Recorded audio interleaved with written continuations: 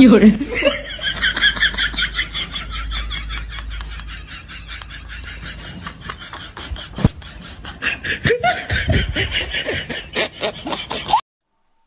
জন্য তো বলি বর্ষা আপু এত স্লিম কিভাবে।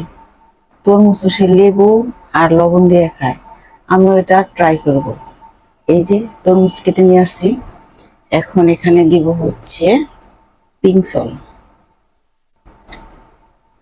তারপরে দিব এই যে লেবু,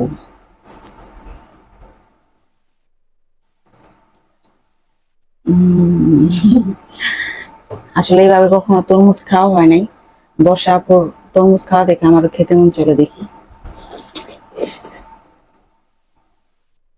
উম,